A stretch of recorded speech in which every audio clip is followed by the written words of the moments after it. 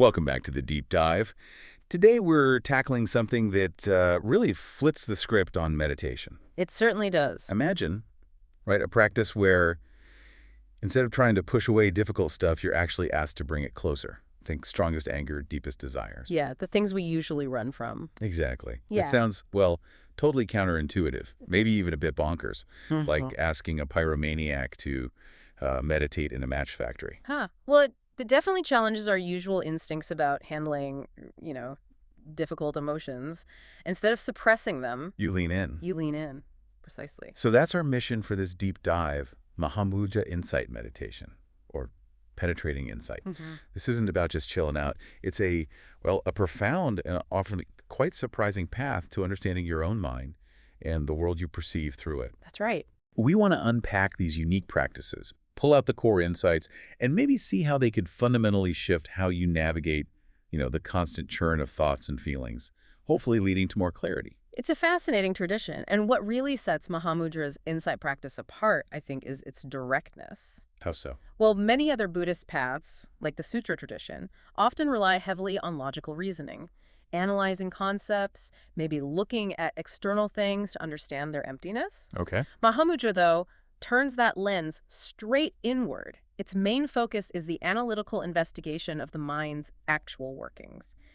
Right here, right now. So thoughts and emotions aren't just background noise. No, they're central. They arise in the mind, they dissolve in the mind. And this practice is about becoming really intimately aware of their true nature, exactly as they appear. Okay, let's dive into that because it feels pretty radical. Most of us, myself included, are taught to avoid or suppress or, distract ourselves from negative thoughts. The positive thinking approach. Right. Push the bad stuff away. But Mahamudra says, nope, do the opposite. So if we're not running, how does this actually start? Where do you begin? Well, it actually starts somewhere familiar for many meditators. You establish a proper posture, let the body settle, Yeah. and then you allow the mind to settle into a state of calm, just letting it rest, becoming aware of its natural quality, that luminosity, that openness. So you get stable first. Exactly. That stable, peaceful base is really crucial. It's like preparing your lab before you start the experiment. And then comes the curveball, the part that sounds, frankly, a bit wild. Once your mind is relatively stable, the instruction isn't just stay calm. No. It's, okay, now intentionally stir up a really strong, disturbing emotion, like anger. As intensely as possible. Seriously. And if you can't just summon it, you might even visualize someone who genuinely hurt you to really, poke the bear. That's one technique, yes. Or it could be intense desire or envy, lust. Even just less intense and non-emotional thoughts can be brought up deliberately. Wow. It's like inviting the monster in for tea. What on earth is the purpose of doing something so provocative? That's the million-dollar question, isn't it? And it's absolutely vital to understand. This isn't about indulging the anger. It's not about getting lost in the story. Okay. The purpose is purely for observation and analysis. You're essentially performing a kind of inner dissection right at the moment the feeling arises. Like a scientist. Exactly like a scientist. You ask questions about its attributes, its characteristics. How does this anger actually manifest? Where is it? In my body? My head? What are its qualities? Is it hot, cold, solid, liquid? Is it substantial? Can I actually grasp it, hold on to it? Can it be stopped or fixed or contained? So you're really examining its raw form. Its raw, immediate form. Before you get tangled up in the why or the story around it, you're observing the phenomenon itself. So, okay, it's not about making the anger vanish or even changing it. It's about understanding it deeply. What happens when you do that? What's the shift? Well, through that kind of meticulous analytical observation, you gradually realize something incredibly liberating. Which is, Thoughts and emotions aren't actually inherent problems that need eradicating. They aren't solid, independent things. no. By understanding their real nature, how fleeting they are, how insubstantial, how they just arise, hang around for a bit and then dissolve, you naturally stop clinging to them. Because there's nothing to cling to. Precisely. They can't really be grasped. So in a way, they liberate themselves. Wow. And this process leads to a profound sense of mental clarity and openness, which, maybe surprisingly, are inherent qualities of the mind itself, always there, even underneath the storm. So it's like seeing them as waves on the ocean, They arise from the ocean, they dissolve back into it, but they aren't separate threats. That's a perfect analogy. You're not fighting the waves. You're understanding their nature so deeply that their power over you just dissolves. Okay, that's a huge shift for dealing with inner states. Yeah. But what about the outside world? The nonstop barrage of sights, sounds, tastes, smells. Sensory perception, yeah. Do we just block all that out in Mahamudra? Treat it like a distraction from this inner work? Here's another place where Mahamudra takes a really distinct, maybe even unique approach. Oh. Instead of blocking sensory input as a distraction, this practice actually uses it. It becomes another avenue to recognize the mind's true nature. How? What's the shift? The critical shift is moving your focus away from the object being perceived. Like the bird singing outside. Right. And focusing instead on the perceiving subject, your mind itself. How is this perception happening in you? Okay. Contrast that for me. Other traditions might analyze the bird. Some might, yes. For instance, some Madhyamaka techniques might analyze the bird or the sound to demonstrate its ultimate emptiness, its lack of inherent existence. Mahamudra goes straight to the perceiver. It's about your experience of the bird song. Okay, walk me through that. I'm meditating, bird starts chirping. What am I doing differently here? So you hear the bird song, you stay in meditation, but instead of getting lost in the sound or annoyed by it, or even just noting hearing, you analyze how that perception is occurring within your own mind. You turn your attention to the mental processes. What emotional states arise in response to the sound? Maybe a flicker of annoyance or desire for silence. Maybe a little bit of happiness. So I'm examining my reaction, my internal event. Exactly. You're not examining the external bird. You're examining the internal event of perception and your mind's immediate response to it. The act of hearing and the thoughts and feelings it triggers within you. Ah, I see. It's like asking who's watching the movie instead of just getting lost in the plot. That's a great way to put it. And if you connect this to the bigger picture, this practice leads to a really profound breakdown of dualistic thinking. The idea that there's a solid me in here and a solid world out there. Exactly. The source material describes this experience as being like a dream. How so? It says all circumstances and participants of these events are inseparable from the mind dreaming them.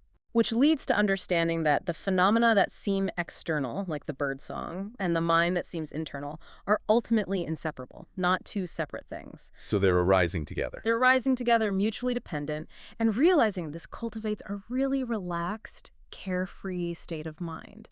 Free from hope, I want this, and fear, I don't want that. This experience is sometimes called one taste. One taste. Yeah, the profound recognition of the unity underlying all perception.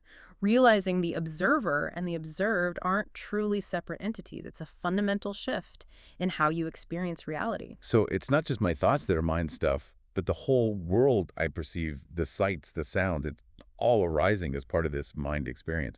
That's a lot to wrap your head around. It is. It suggests a much more unified, interconnected reality than our usual assumptions allow for. It really challenges that solid me versus world idea. Absolutely. It points towards the idea that the external world and your internal experience aren't two distinct solid realities, but maybe more like two sides of the same coin, both arising from the nature of mind itself. Okay. So we've looked at emotions inside, perceptions of the outside. What about the mind's own states? When it's peaceful and calm versus when it's buzzing and chaotic, like a flock of pigeons just flew into your brain. Right. The difference between stillness and mental activity. Are these fundamentally different things in Mahamudra? Or is there another layer of insight here? This brings us to another really key practice. It starts similarly. You settle the mind into a calm state.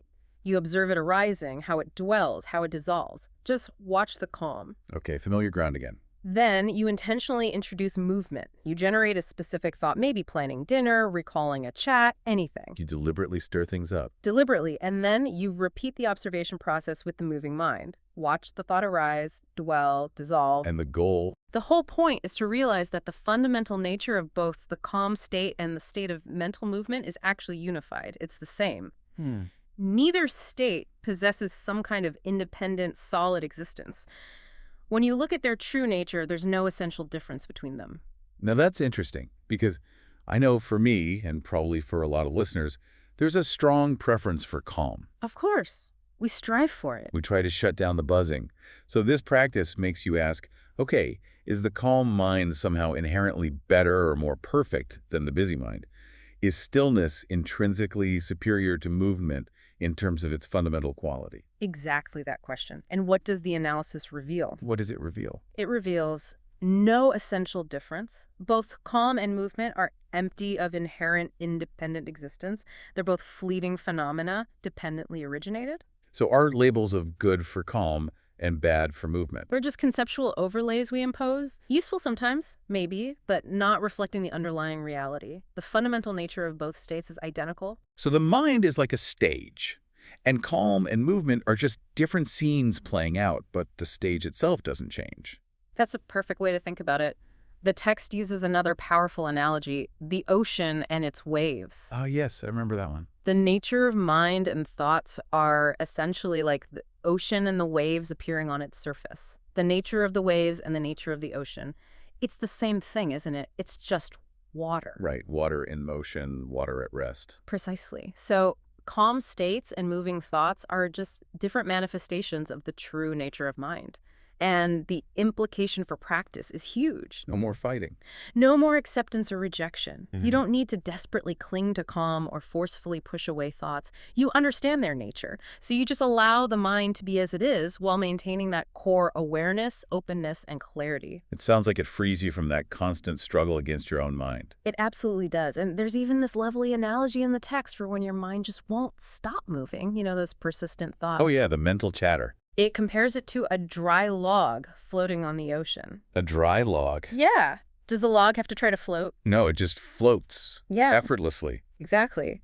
So these involuntary movements of the mind, the chatter, are seen as like subtle energies just circulating, maybe due to old karmic imprints. They're just happening. So you don't have to wrestle the log to make it float. You don't. This perspective helps liberate you from that struggle to control everything, to force stillness. You recognize the nature of the movement itself and you just let it be, like the log on the water. That is quite freeing, actually. Realizing you don't have to fight every little ripple. It is. It's about recognizing the mind's natural, unconditioned freedom, allowing its activity without judgment or interference. Okay. We've gone through emotions, external senses, the mind's own states of calm and movement. Now, the really big one, the deepest part of the deep dive. What does all this point to about the very foundation of our experience? What is the fundamental ultimate nature of mind itself, beyond all these temporary states and perceptions? This is where we arrive at the, you could say, the ultimate realization of Mahamudra. Which is? That the nature of mind is uncreated, unborn, and unconditioned. Uncreated, unborn, unconditioned. What does that mean, practically? It means it doesn't have a beginning or an end. It's not subject to the usual laws of cause and effect. It doesn't depend on anything else for its existence. It's timeless, utterly free. In this nature, it's not something that you can find empirically, right? Like, you can't dissect a brain and point to it. Absolutely not. It's not a thing you can locate. You can't find it inside your body, outside your body, somewhere in between. Not in the past, present, or future. It has no characteristics we can describe. So it's beyond those philosophical extremes. Like, it's not an eternal soul, but it's also not just nothing. Precisely. It avoids the extreme of eternalism, thinking it's a permanent, unchanging self, and the extreme of nihilism, thinking there's ultimately nothing there at all. It's neither a fixed entity nor mere voidness. Okay. But if it's unconditioned and has no specific attributes we can grasp, how is it relevant? Here's the profound part. Despite being unconditioned and ungraspable, this nature of mind is the absolute prerequisite for all our experience. It's the fundamental canvas. The basis for everything. Everything. From the confusion and suffering of samsara, our usual cycle, Right. all the way to the liberation and peace of nirvana. This unconditioned mind is the free, ever-present basis from which all conditioned things, thoughts, feelings, perceptions, the whole world arise. It's always there, whether we recognize it or not. It's the backdrop to everything. So how do you actually come to understand this? It sounds like it's beyond just thinking about it. It is. The pathway involves a kind of two-stage process, you could say. Okay. First, you use what's called discriminating wisdom. This is that sharp, analytical, questioning mind we've been talking about throughout these practices. The mind that investigates, takes things apart, challenges assumptions. Detective work. The detective work, exactly. But this analytical process, when pursued deeply enough, ultimately leads to something else. Non-conceptual wisdom. Non-conceptual wisdom. which is a direct, intuitive, experiential understanding. It transcends words, concepts, the intellect. It's the direct seeing. So discriminating wisdom clears the path, gets rid of the wrong ideas, and then non-conceptual wisdom is the aha moment, the direct experience of what's left. That's a really good way to put it. As the source material says beautifully, when we try to detect the nature of mind using discriminating wisdom, we don't find something that would possess independent existence. You can't find a thing. You can't find a thing. And it also says the nature of mind is freedom from the extremes of existence and non-existence. This nature, this fundamental reality, it can't be gained or lost. It doesn't matter if you perceive it or not. It simply is, always. A kind of boundless, radiant clarity that's the very essence of everything. Wow. What an incredible journey we've taken in this deep dive. We've really plunged into Mahamudra insight meditation. We looked at these, well, quite courageous practices that encourage engaging directly with challenging emotions, not running away. Facing them head on. Then we learned to see the unity behind sensory perception, realizing the mind isn't just passive, it's the active subject-shaping experience. Shifting focus from the object to the perceiver. And recognizing that calm and mental movement, they share the same fundamental nature, like the ocean and its waves.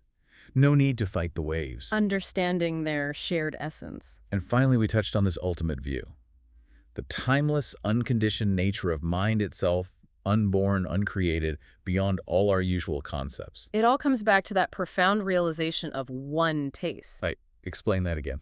It's the understanding that all experience is absolutely everything, from the heaviest thought to the lightest sensation, from intense joy to deep anger, from the mind buzzing with activity to profound stillness.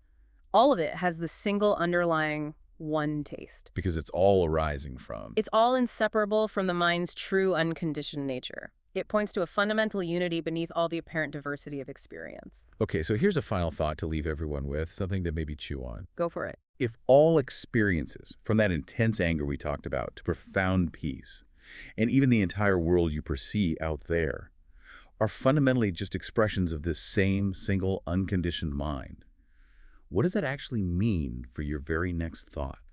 Or even your next breath?